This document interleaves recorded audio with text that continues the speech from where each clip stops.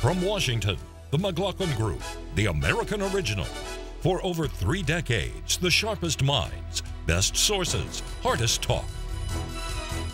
Issue 1, to speak or not to speak. The First Amendment, not the 8th, not the 10th, but the 1st, protects all speech, not just ideas that we like, but even core political speech, ideas that we don't like, because who would decide what's good and what's forbidden? The Islamic State? The government? So says Pamela Geller, president of the American Freedom Defense Initiative. On May 3rd, 2 gunmen, Elton Simpson and Nadir Sufi, attacked a gathering of Ms. Geller's anti-Islam activists at a community center in Garland, Texas. The gunmen shot and injured 1 police officer before being killed by other police officers. Why did they attack? Because most Islamic schools regard satirical or derogatory interpretations of the Prophet Muhammad as insulting.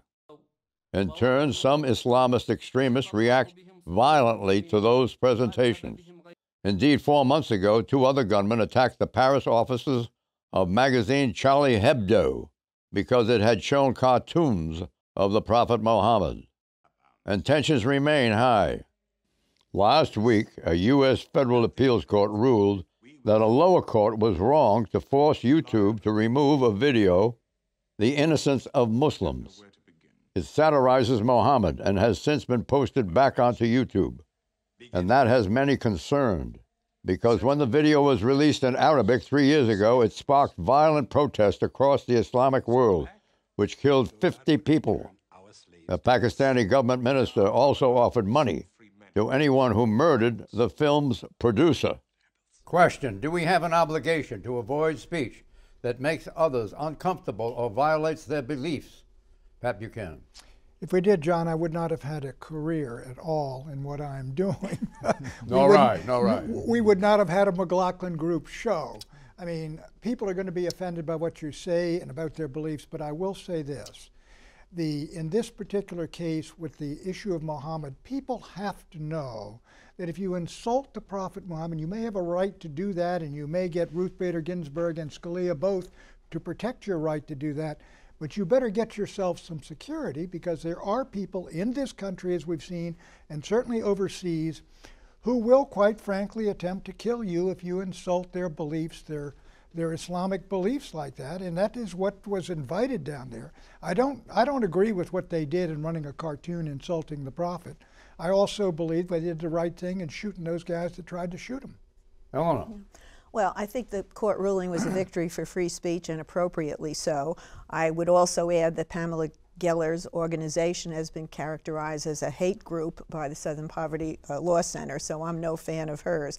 But how this got to through the courts is an interesting case. The suit was brought by the actress who appeared in this video trailer, and she claims that she was dubbed over saying hateful speech, and she sued under copyright laws. So she lost, but it was not a broad free speech ruling, although it is a victory for free speech. And I'd like to also add that Innocence of Muslims never went on to become a full-length movie. I think everybody kind of learned their lesson from the trailer, a pretty despicable trailer, I might add. Should there be an asterisk after the First Amendment specifying that freedom of speech does not apply if the ideas you express make other people feel uncomfortable, or if they challenge their beliefs? I ask you. No, I absolutely don't think so. I think the importance of the First Amendment ultimately is that it guards against prior restraint, which is to say that people should not have to think about the consequences of what they say, especially if they're talking about political, social concerns, before they speak, and that is integral to the United States. I think, part of this issue, Pamela Geller, Eleanor is right, has some really odd views. I mean, she doesn't actually understand Islamic theology anyway. But the problem is that when you are saying, and as Pat kind of does, that look, there are consequences to doing this, you better be aware. I actually think all of this reflects that there is this rot, not in Islam, but in political Islam, in the people who present themselves as the articulators of the faith. And there's always that hedging point that, well, this is outrageous, these attempts to kill people who present the thing, but they shouldn't have done it. No buts. No A votes. heretical idea is something the Constitution explicitly sought to protect. What? Yes, I think, and fundamentally, yes. The whole idea of it was to be able to express whatever your political views are or your other views are. There are certain legal limits, I suppose, that you cannot sort of insult people or really demean people. But that's a core value of what the United States is all about, and we should never let that go. But there is a problem we've got in society. I mean, I think the First Amendment certainly covers Pamela Geller, covers just about everything. But we have in this society, every establishment creates sort of its own censorship and its own inquisition. Now we have various forms of hate speech. There are words you cannot use, especially with regard to ethnic groups now. You can use all kinds of language which we used to consider obscene 50 years ago. But clearly at the bottom line, the First Amendment protects it all. But you ought to not, there are things that you ought to respect, yes, that don't insult people, and you ought not to use various words, I think. And you can do that without being politically correct. Why start now? Exit question. Is the American Freedom Defense Initiative's Mohammed Cartoon Contest the political equivalent of yelling fire in a crowded theater, meaning speech which does not deserve constitutional protection? Yes or no, Pat Buchanan? No, it deserves protection, but it is clearly provocative and insulting, and deliberately so. And people who do these things are in part responsible for the consequences of their actions, even if we condemn the consequences. Yeah, it's hard to find exactly where you draw that line, but I would not say it's the equivalent of yelling fire in a crowded theater. But a couple of years ago, when you had this kind of bizarre minister in Florida wanting to burn the Quran, and it was at a time of sensitive involvement in Afghanistan, I think the defense secretary called him directly. I think if he went on eventually, I think, to burn. Right. Yes, he did. But a lot of the heat went out of the issue because it was debated so much. Mort, you're set? Yeah, I'm set, but I've got to say, I mean, I happen to have been raised in a different country. And to come here and to get the sense of how much easier it is and how much broader is the dialogue on all levels is absolutely wonderful. Same thing in Europe. Spending your youth in Canada. Well, there is, I think, a certain civil, shall we say, civil conduct in the way Canadians talk to each other, but it's mostly here as well. But you there know, are some extremists. Do you feel that way about Canada? Just a moment. I think the laws about personal libel and so forth are much stronger in Europe. If you want to sue a publication for libeling you, you can do that in Europe, maybe in Canada. Okay. It's very hard to do in this country. John, if you deny the Armenian Holocaust in France, you can go to jail. You can go to jail if you question the Holocaust. And in Turkey, you go to jail if you affirm the Armenian Holocaust. So they got all kinds of rules, regulations about speech. In America, the great thing about this country is people are trusted, individuals. In Europe and around the world, they don't trust people to think for themselves. Oh, thank God we're all here. Issue 2, college chaos. You understand that in the face of global competition, a great education is more important than ever. Higher education is the single best investment you can make in your future. It's an investment with 2 wrinkles. 1, it's extremely expensive to go to college in America today. 2, it's still no guarantee of a job. The Nonprofit College Board found that from 2013 to 2014, tuition costs at private American colleges climbed an average of 3.7%, a substantial figure. Including accommodation and other costs, the average private student now pays $42,419 a year. In-state students saw an average tuition increase of 2.9%. Including accommodation and other costs, public school students now pay a yearly average of $18,943 per year. Grand total borrowed by college students in 2013-2014, $106 billion. And according to analyst Mark Kantrowitz, average per student graduation debt is now over $35,000.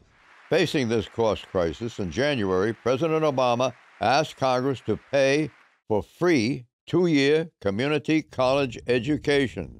Tennessee, a state with Republican leadership, and Chicago, a city with Democratic leadership, are showing that free community college is possible. I want to spread that idea all across America so that 2 years of college becomes as free and universal in America as high school is today. Question, what can be done to make college more affordable? What? Well, one of the things is to get the government to support it, of course. But this is it's a big item, and so it's going to be controversial. I happen to support that the idea of scholarships at a much more generous basis, particularly if financed by the state governments and the federal government, because I think, as he says, education is the single most important thing in the lives of just about every American. Not only in terms of their health, but their wealth, their family structure, everything. It all goes today in line with how much education you have. So I'm totally in favor of that, but it's not going to be easy. The Higher Education Act is up for renewal, and so Senator Lamar Alexander, Tennessee, they're looking at what they call skin in the game legislation. In other words, where you would have the colleges assume some of the responsibility. Right now, half of people who enter college do not finish. 70 or 80% of those who start in community college don't finish, but they end up with the debt. And so do colleges have some sort of responsibility to see that people get through and graduate? And so I think that's an interesting concept, and it's one way to try to get control of the costs. Look, not every American kid is qualified to complete high school work if you're talking about algebra and math and reading Shakespeare in your senior year. And not every kid is qualified to go to college, and there's a lot of jobs out there. There were trade jobs and blue-collar jobs and construction jobs. When I was going out, kids left high school, they got these jobs, they were married, they had homes by the time they were 26 years old. But now everybody's being forced into college when some of them don't belong there. The community colleges are equipped to train exactly the kid that you're talking about. But there aren't that many jobs now where you don't need any post-high school graduation. Here's the thing, though. You know, I agree with Pat in the sense that it's also a prestige thing, right? That why do parents willing to pay so much money? Well, because there isn't enough scrutiny on things like administration costs. One of the advantages is, you know, I couldn't be on this set if I'd gone to college here because it'd be too expensive. But in the UK, you have we'd find a way. Well, you have cheap desks, the equipment isn't as high end. You don't need that. You need a good lecturer, but also you need kids to know that actually, if you're a plumber or an electrician, that's a great career that you should be proud of. You shouldn't be looked upon with disdain. And you can set up a business when you get that. Student debt is $1 trillion. An enormous burden. All this some of the most talented younger people are carrying with them. It's one of the reasons your economy's somewhat bogged down. They're paying off their student loans. The other side of that coin is people who have gone through college have much higher incomes during their lifetime than people who haven't. But if they get a job. That's because, they have a much better chance to get and keep a job than those who don't. They move into professions that pay more. Law, medicine, things, journalism pays more. Obviously, than kids getting out of high school. Journalism pays more. Not if I have anything to do with it. The Daily News, I know. I've talked to those poor guys. Hold on, please. A fellow by the name of Mitch Daniels, who worked for the Office of Management. He's my colleague of mine in the White House. Okay, he's doing a fantastic. He does a fantastic. Will you listen to me? Purdue University. Purdue. Yeah. That's correct. Now, instead of asking students and families to adjust their budgets to higher tuition, he's having the university adjust its course to keep tuition level. He's changed health insurance to higher education deductible plans for faculty and staff. He's consolidated, eliminated administrative jobs. He's cut food services and so forth.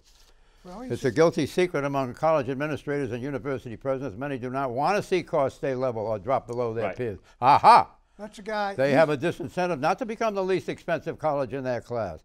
The guilty secret is prospective students and their parents believe that the more expensive tuition is, the better the college. That would be a great Secretary of Education, Mitch Daniels, I'll tell you. He was a very able public servant, and he's doing a great job at Purdue, and he's keeping costs down. It doesn't completely solve the problem, but he's got the right ideas. I want a little bit more of him. And that could be the compromise in terms of Democrats and Republicans. You know, more community spending, but reforms to the system. And you do see there's a great article that I think it was in the New York Times, a couple of months ago about Harvard law or Harvard professors complaining because they were going to put on a different medical plan. I don't think we're really talking about Harvard students in Harvard here. I think other private colleges and public universities that are now more expensive, which is where most people go. Right. I think we should focus on them first. Is a 4-year college degree today worth almost 3 times what it cost in 1981? Pat? No, it is not, but you got to have it. No, well, in other words, it Right. is worth In it. other Okay? words, you want to measure it in You think financial it's worth terms, which is the way this is 500,000? put. You think it's Whatever worth it is, 500,000? your income's going there's up nobody, significantly with Hold the on. college There's education. nobody on this Did you set make who your would point? deny their offspring or any relative a 4-year college education. Did you It's- finalize your point? The evidence is if you have a college education versus not having college, you have a significantly higher income, Probably okay? smarter. Well, maybe it's possible. Not necessarily. Maybe you didn't win the genetic lottery and get born in the right neighborhood. It's not necessarily More that people you're in this smarter. country should take pride, and people need to, younger Americans as well, people in my demographic need to know that if someone's an electrician or a plumber, that is an impressive job that has opportunity to develop a business. And there is still this prejudice, quiet prejudice against that. And This country has always valued education, okay? And rightly so in my judgment. And it has made an enormous difference in this country compared to But an almost any other apprenticeship is country still in the an world. education. Well, community No, I'm not saying colleges are they're doing different a kinds good of job with education. that. Right. Yeah. Issue 3, the Legacy Project. With a library and a foundation on the south side of Chicago, not only will we be able to encourage and affect change locally, but what we can also do is to attract the world to Chicago. Tough luck, Hawaii. Congratulations, Chicago. 2 weeks ago, the Obama Foundation announced that Chicago will be the future home of Barack Obama's presidential library. The bittersweet announcement heralds the beginning of the end of Mr. Obama's historic presidency. Following his re-election, he had an ambitious second-term agenda.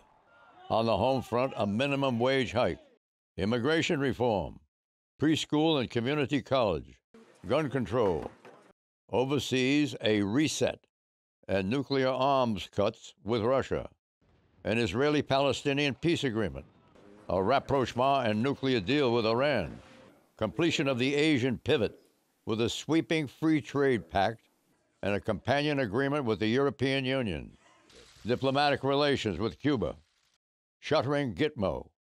Some of these Obama initiatives were dead on arrival in Congress or foreign capitals. Others gained traction only to stall out, while some have been successful and others may yet be fulfilled. But with an approval rating still hovering below 50% and only 20 months remaining in his 8-year presidency, Barack and Michelle Obama are beginning to set their sights on the future. What did you think of what you just heard?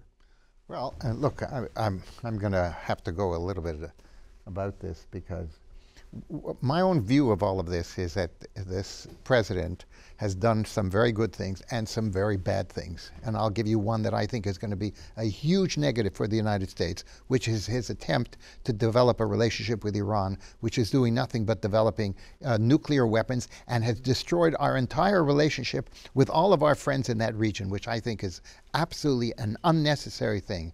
And I just don't understand where it's coming from. Well, I would take the exact opposite view. I mean, if he does succeed in getting an agreement with Iran to forestall their nuclear ambitions, I think that would be truly historic and very beneficial for the world. And I think if you just take into account the fact that he got elected, given his ethnicity and his name, as he often points out, Barack Hussein Obama, and you couple that with the fact that he got us health care, those two things alone make him an historic figure. And he's still got time to finish. Let me talk to Mort's point. I think the fact that if he does get this deal with Iran, and he does disengage from the Middle East and its wars and all the rest of it, and end them, even if it's rough consequences, clearly that's going to be his legacy, but I'm not sure it's going to be negative. I think one of the things that, and history will judge, one of the concerns I have, there's a president who promised to change Washington. Yes, he has dealt with a lot of obstinacy on the part of some Republicans, inherently, but no efforts to reform really Social Security and Medicare. And that's a big problem for my generation because at some point, that debt is going to come back to snap. Interest rates are going to go up. That's going to help poor people. And I do not expect to have Medicare or Social Security.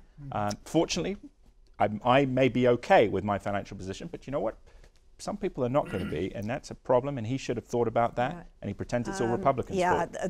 Those programs are not in the dire straits that you seem to think they think are. Medicare, and Congress would never let either of those collapse because their constituents depend on it. Where's their the money popularity coming from? and their reelection depends on it. And in the end, everybody's reelection drives policy. Okay. Does it boil down to incomplete and ambitious but only partially filled presidential agenda? Well, from his own standpoint, it does, but I think it's a very consequential presidency, the Obamacare and the Middle East thing. What's the crowning personal achievement? I think he thinks it's Obamacare, but again, we're going to find out whether it is or not. My guess is Obamacare is not going to be You reviewed. mean the Affordable Care Act? Yeah, premiums are very expensive, though. And he's also set us on a path towards accepting the millions of illegal people who have come into this country illegally, but who are contributing to society. That's going to happen, maybe not by the time he leaves in office, but will happen under the next president, Republican or Democrat. The Affordable Care Act, otherwise known as the engine of destruction of the Democratic Party? No, it's going to be a positive, I think, eventually. I mean, you're going to have a very tough time if the Supreme Court dumps that over and 10 million people are dumped onto the I think you're going to have. I think he's going to have issues with the younger, healthy people with the premiums they were paying. I pay a lot of money for a very high deductible. Yeah, I didn't, you know. Okay, even younger, healthy people get sick sometimes. And but I think the this calculation is what we call the insurance pool. Did the Your ACA, brother's keeper. Did the ACA, Affordable Care Act, was that the engine of destruction of the Democratic Party? It cost the Democrats control of the House in 2010, control of the Senate in 2014, and its full disruptive impact in terms of changing employer-provided insurance has yet to be felt. What do you think of those apples? I think that's connecting apples with oranges. Issue 4, the $1 million mouth. On your income disclosure recently that just came out on Friday, you are in the tip-top echelon of earners in this country. How do you expect everyday Americans to relate to you? Well, obviously, Bill and I have been blessed, and we're very grateful for the opportunities that we had. The meek may be blessed, but the big money is in speech-making. Since January 2014, Bill and Hillary Clinton had been paid more than $25 million for their speeches, according to campaign financial disclosure forms. Last year, the former Secretary of State and current Democratic candidate for president made up to $625,000 in a single day of talks and earned more than $3.2 million in speaking fees from Silicon Valley. At an eBay summit on women in the workplace, Mrs. Clinton received $315,000 for a 20-minute talk. That's per minute $15,750. These speaking opportunities put Bill and Hillary Clinton in the top 99.1% of U.S. households by income, a theme which Hillary has made a feature of her presidential campaign. Quote, "Inequality of the kind we are experiencing is bad for individuals, bad for society, bad for democracy. If you look around the world, this is becoming a bigger issue everywhere," unquote. Since leaving the White House in 2001, the Clintons have earned over $125 million in speaking fees. This total does not include fees for more than 100 speeches made by the Clintons and paid directly to the Bill, Hillary, and Chelsea Clinton Foundation, due to be disclosed in the near future. Question: is the Clinton household income a blessing, or is it bad for individuals, bad for society, and bad for democracy? At what point, if ever, does a speaking honorarium become dishonorable? Eleanor Clift. Well, I want to say this is nice work if you can get it. And it's the way our society works right now. If you're a hot celebrity, you can pick up some pretty lucrative speaking fees. If she's elected, she would probably be the richest president ever. But is this a liability? I look back at FDR. I mean, he was very wealthy. He did a lot of great things for the little people. I think she's genuinely motivated to close some of these gaps that have gotten out of hand in our society. And it's kind of an odd way to make money, just giving lectures, but she didn't get it through carried interest at a hedge fund. Right. So I think she's got some work to do to fulfill her commitment to overcome this economic inequality that we see, but I think she's well motivated to do it, and I think her speaking fees will not hamper her in that at all. The Clintons were no match to the Roosevelts. Well, that was inherited wealth. The Clintons, inherited wealth, yeah, I'm talking about difference. in collective wealth. I no don't match know. for the Roosevelts. Well, Go John, ahead. but let me say this. Look, it may not be illegal, but this is sleaze. This is classic liberalism come to town to do good and do very well indeed. A few years back, they were checking out columnists and commentators where they're getting 5,000 or 10,000 a speech, and they denounced it as buckraking. What do you think this is? The biggest example of buckraking I've ever seen. $100 million. Bill is cashing in on the presidency of the United States. The real issue here Wait a minute, hold on. Where did it start? It started, I mean... did it start in Whitewater? I mean, this is different than Whitewater. That was I know it is. illegal. Did it start in Whitewater? This is not illegal. It is just sleazy. The real issue here is not so much the speeches, as Eleanor says, the society. It is sleazy. I mean, it's ludicrous compared to what Hillary Clinton has said. But social mobility and inequality, how do you fight inequality? It's not just by attacking the rich. That won't help poor people up. It's social mobility. It's things like college, which we've been discussing. It's about reducing healthcare costs. Anyway. Why did she do this? This just gives her opponents a huge cudgel, does it not? Well, yes and no. I have to say, I don't think it's going to turn out the way what is implicit in these conversations are. You know, she basically has emerged as an extraordinary female and feminine leader, if I may say so. That's quite unique in this country, and I have no problem with her as you say, cashing in on it. And I don't think the country will either. There is a recognition that she and her husband, frankly, are really very, very committed to social welfare. Between denouncing the super rich and all this stuff and Bill raking in $100 million in speeches, and the two of them $25 million? I don't. Predictions, Pat. American Pharaoh wins the Belmont Stakes, the first Triple Crown winner in 30 years, John. Eleanor. The oil spill off the coast of California will give momentum to the student drive to force university administrators to divest from oil stocks. Rafael Nadal will win Wimbledon this year. The economy is going to continue to be weak. It's growing at the lowest rate for several years that we've seen in a very long time. It's going to continue for the next several years of his administration. The violent crime rate in America's metropolitan areas will spike this summer. Bye-bye.